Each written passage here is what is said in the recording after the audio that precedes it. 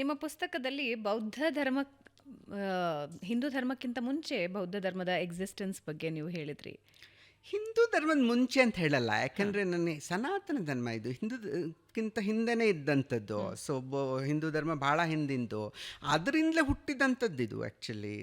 ಇವಾಗ ಅವನು ನಾಸ್ತಿಕವಾದ ಮಾಡ್ತಾನಲ್ಲ, ಅದು ಆ್ಯಕ್ಚುಲಿ ಮೂಲವಾಗಿ ಹಿಂದೂ ಧರ್ಮದಿಂದೇ ಬರುತ್ತೆ, ಸನಾತನದಿಂದ ಧರ್ಮದಿಂದೇ ಬರುತ್ತೆ. ಅದು ಈ ಬುದ್ಧ ಧರ್ಮ ಅದನ್ನು ಬೇರೆ ರೀತಿಯಲ್ಲಿ ತೊಗೊಂಡು ಹೋಗ್ತಾನೆ ಬುದ್ಧ ಅದನ್ನು. ಅಂದರೆ ಅದು ಏನಾಗುತ್ತೆ ಅಂದರೆ ಅವನಿಗೆ ಇದರಲ್ಲಿ ನಂಬಿಕೆ ಇಲ್ಲ, ವೇದಗಳಲ್ಲಿ ಅದ್ರ ಬಗ್ಗೆ ಹೆಚ್ಚು ನಂಬಿಕೆಗಳಿಲ್ಲ. ಆಮೇಲೆ ಆಚರಣೆ ದೇವರಲ್ಲೇ ನಂಬಿಕೆ ಇಲ್ಲ. ಅಂದರೆ ಬೇರೆಯೇ ಆಗಿಬಿಡುತ್ತೆ. ಒಮ್ಮೆ ದೇವರಲ್ಲಿ ನಂಬಲ್ಲ ನೀವು ಅಂದರೆ ನಿಮ್ಮ ನಿಲುವುಗಳು ಬೇರೆ ಆಗುತ್ತೆ. ಇವಾಗ ನಾವು ಬಸವಣ್ಣನ ತೊಗೊಂಡ್ರೆ ದೇವರಲ್ಲಿ ನಂಬಿಕೆ ಇದೆ ಬಸವಣ್ಣಂಗೆ.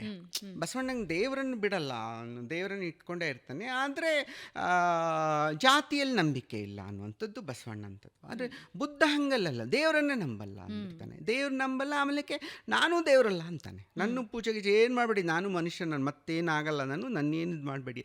ಅದು ಬೇರೆ ಲೆವೆಲ್ಗೆ ಹೋಯ್ತದು ನಾಸ್ತಿಕ ಒಂದು ಧರ್ಮದಿದು. ಅವನದೇ ಆದಂಥದ್ದು revolutionary. This guy is like unbelievable. Buddha ಅನ್ನುವಂಥ ವ್ಯಕ್ತಿ ಈ ದೇಶದಲ್ಲಿ ಇದ್ದ ಅನ್ನುವಂಥದ್ದೇ ನಂಗೆ ನಂಬೋಕ್ಕಾಗಲ್ಲ.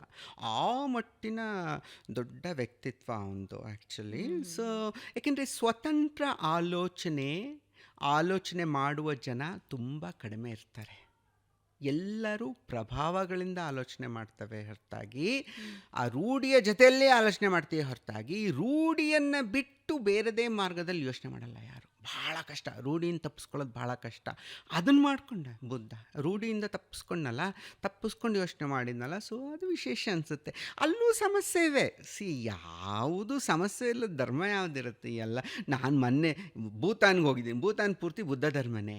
ಬಟ್ ನೋಡಿದರೆ ಯಾವ ಸೂಪರ್ಸ್ಟಿಷನ್ ಅಂತ ಏನು ಹೇಳ್ತೀವೋ ನಾವು, ಮೌಢ್ಯ ಎಷ್ಟು ಇದೆ ಅಂದರೆ ಭೂತಾನ್ನಲ್ಲಿ ವಿಪರೀತ ಸೂಪರ್ಸ್ಟಿಷನ್ ಇದೆ. ಈ ಮಾಟ ಮಂತ್ರ ಎಲ್ಲ ಮೂಢನಂಬಿಕೆ ವಿಪರೀತ, ಭಾರತಕ್ಕಿಂತ ಜಾಸ್ತಿ ಇದೆ ಅಲ್ಲಿ ಭೂತಾನಲ್ಲಿ. ನಂಗೆ ಆಶ್ಚರ್ಯ ಆಯಿತು. ಸೊ ಬುದ್ಧ ಯಾವುದನ್ನು ಟೀಚ್ ಮಾಡಿಲ್ಲ ಆ್ಯಕ್ಚುಲಿ. ಸೊ ಹಾಗೆ ನಮ್ಮ ಉಪನಿಷತ್ತುಗಳು ಟೀಚ್ ಮಾಡಲ್ಲ ಯಾವುದೇ ಮೌಢ್ಯನ, ಬಟ್ ಜನರು ಬೆಳೆಸ್ಕೊಳ್ತಾರೆ. ಸೊ ಈ ಸದ್ಯಕ್ಕೆ ಯಾವ ಜನರು ಧರ್ಮವನ್ನು ಆಚರಣೆ ಮಾಡ್ತಿದ್ದಾರೋ ಅವೇ ಧರ್ಮದ ಉದ್ದೇಶಗಳಂತ ನಾವು ಅನ್ಕೋಬಾರ್ದು. ಧರ್ಮದ ಮೂಲ ಉದ್ದೇಶಗಳು ಬೇರೆ ಬೇರೆ ಆಗಿರೋ ಸಾಧ್ಯತೆಗಳಿರುತ್ತೆ. ಅದನ್ನು ಹುಡುಕೊಂಡು ಹೋಗಿ ನೋಡ್ಬೇಕು ನಾವು ಏನಾಗಿದೆ ಅನ್ನುವಂಥದ್ದು. ಸೊ ಆ ಕುತೂಹಲ, ನನಗೆ ಧರ್ಮದ ಬಗ್ಗೆ ಬಹಳ ಕುತೂಹಲ ಯಾವಾಗಲೂ. ಎಷ್ಟು ಆಸೆ ಅಂದರೆ ಅಷ್ಟು ಆಸೆ, ಅದ್ರ ಬಗ್ಗೆ ತಿಳ್ಕೊಳ್ಳೋಣ ಅನ್ಸುತ್ತೆ ನನಗೆ. ಐ ಆಮ್ ನಾಟ್ ರಿಲಿಜಿಯಸ್, ನಾನೇನು ಇದನ್ನು